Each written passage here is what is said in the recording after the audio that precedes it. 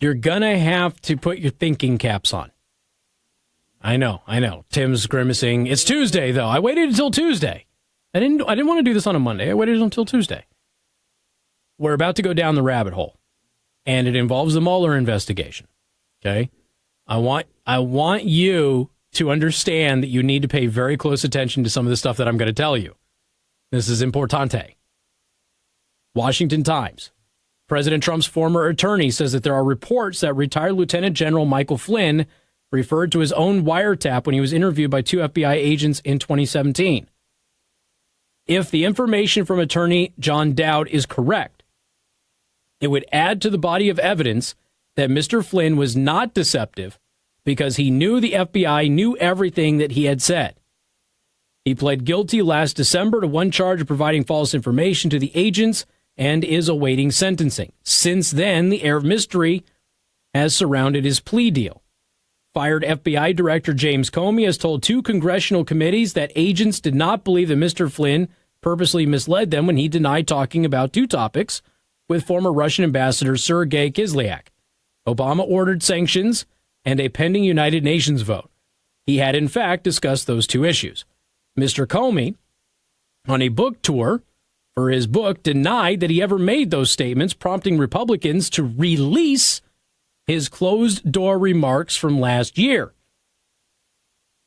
So Comey goes out there and goes, I don't know where that came from. I didn't say that. And then Republicans politely released him saying it.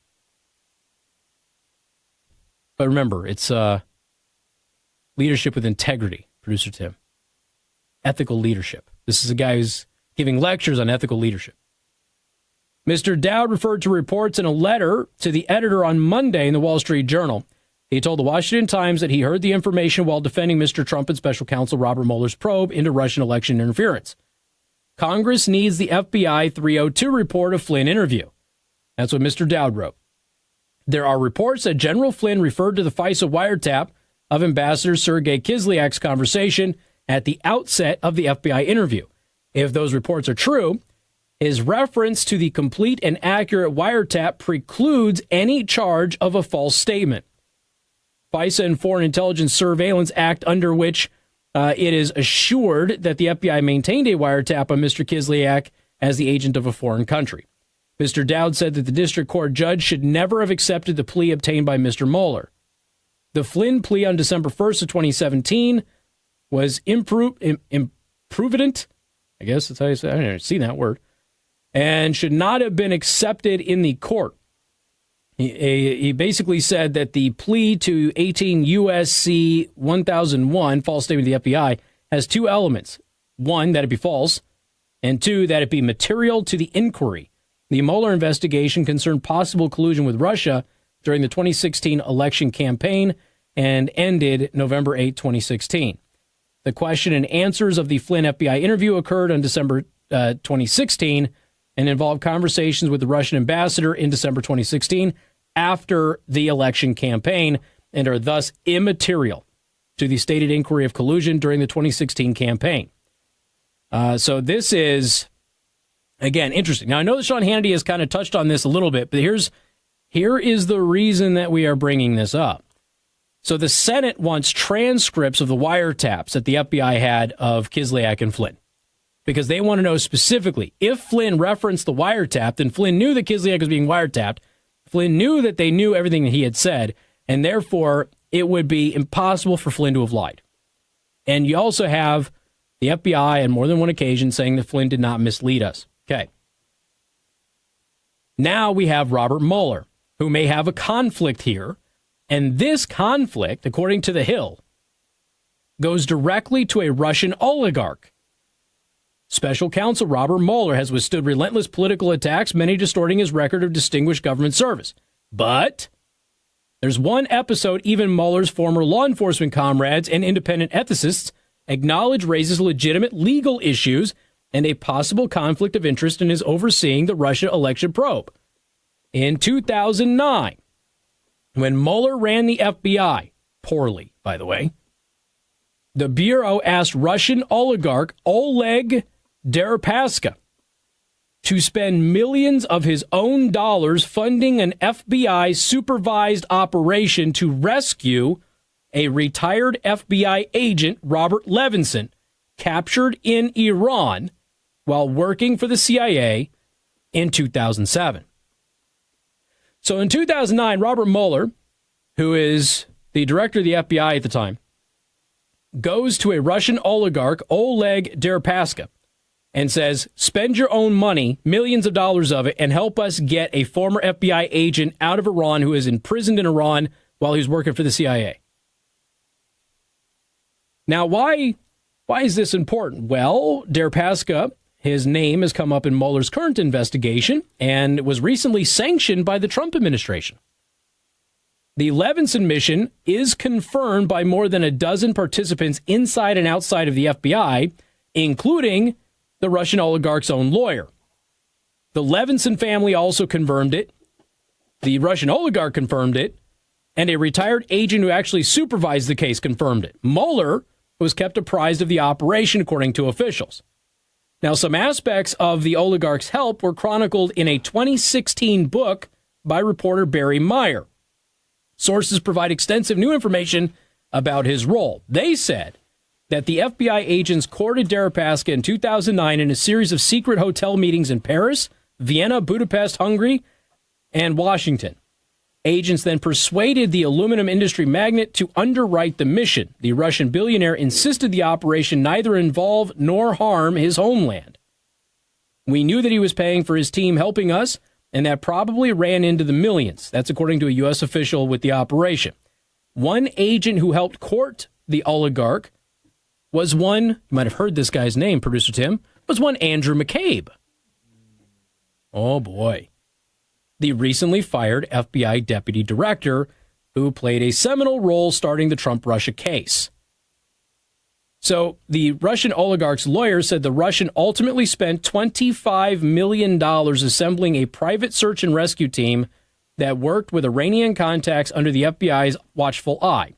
Photos and videos indicating Levinson was alive were also uncovered.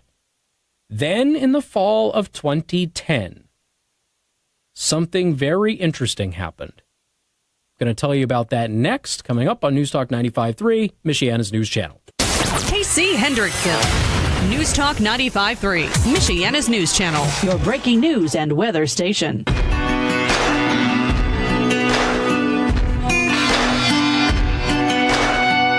And good afternoon. Thank you for tuning in. News Talk 95.3, Michiana's news channel. Producer Tim, where is that backup on the toll road once again? That is westbound. It begins near exit 83, and it is backed up almost all the way, if not all the way, to exit 92. Oh, man. Traffic is driven by R&B Car Company locations in South Bend and Warsaw.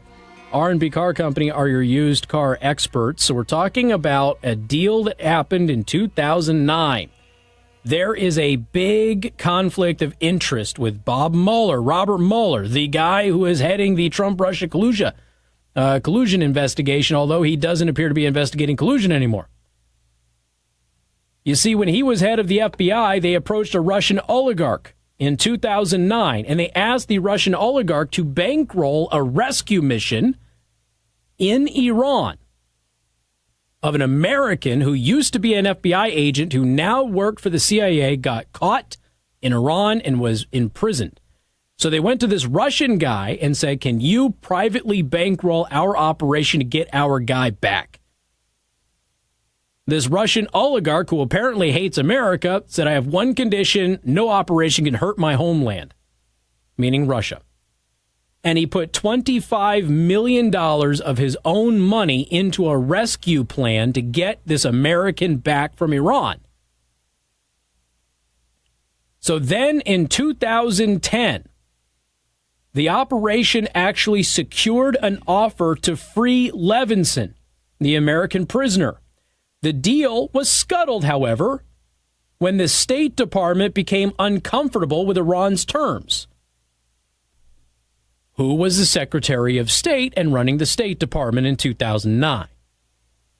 2010, I should say. One Hillary Clinton. FBI officials confirmed that the state hampered their efforts. We tried to turn over every stone that we could to rescue Bob, but every time we started to get close, the State Department seemed to always be getting in the way. That is Robin Gritz, a retired agent who supervised the Levinson case in 2009 when the Russian oligarch was first cooperating. ICAP Director Mueller and Deputy Director Pistole, I don't remember how you say it, informed of the various efforts and operations, and they offered to intervene with state if necessary. FBI officials then ended the operation in 2011, concerned that the Russian oligarch's Iranian contacts couldn't deliver with all of the U.S. infighting, and Levinson was never found. His whereabouts still remain a mystery to this day, 11 years after he was captured by the Iranians. So let me just, in summary for you, Robert Mueller and his FBI went to a Russian oligarch and said, bankroll a rescue operation of an American who's been taken prisoner in Iran. He agreed, spent $25 million of his own money to get this American back, used his Iranian contacts to do it. They had a deal. Hillary Clinton was unwilling to give Iran the statement that they wanted. John Solomon, the lawyer for the family, told me that they had a deal. Deripaska came back. We were sending a plane to the tarmac. We're going to rescue him. There's a statement that the Iranian government wanted saying we really weren't involved. Hillary Clinton was unwilling to give them that. So the deal fell apart, the plane left, and the man was never rescued and never seen again. So Hillary Clinton squashed the rescue of an American held hostage in Iran. It was a spy, but we had a Russian oligarch secure his freedom, and Hillary Clinton killed the deal. And all of this was happening under Robert Mueller's watch. In September of 2016, FBI agents approached Russian oligarch Oleg Deripaska and asked about allegations that President Donald Trump's campaign was colluding with the Russian government. This is the same Russian oligarch. This is a new report, by the way.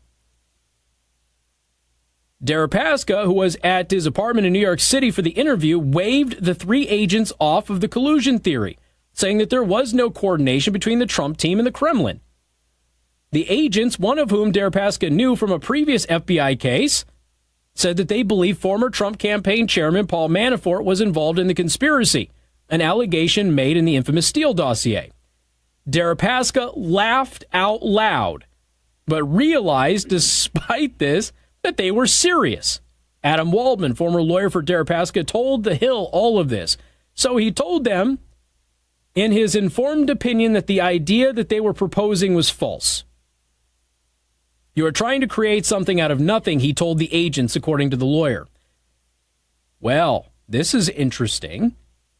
So as you go through this case, I could do hours on this, but as you go through the case, essentially what we ended up having is we've got FBI agents interviewing this same Russian oligarch that was involved in the attempted rescue of an American in Iran. They approached him prior to the election to ask if there was Trump-Russia collusion, and he laughed in their face. Said, no, you kidding me? Laughed in their face. Now we have the FBI chief, Wray. Okay, Wray is refusing to answer if that very same Russian oligarch, Oleg Deripaska, was involved in the Russia dossier under oath. What in the world is going on? This is insane. So this guy just cannot get away from this case, and he obviously can't get away from the American government either. But Hillary Clinton put the kibosh on rescuing an American in Iran. We got more coming up. 95.3 MNC. WTRZ-FM and HD1 Niles, South Bend, Elkhart. News Talk 95.3, Michiana's news channel.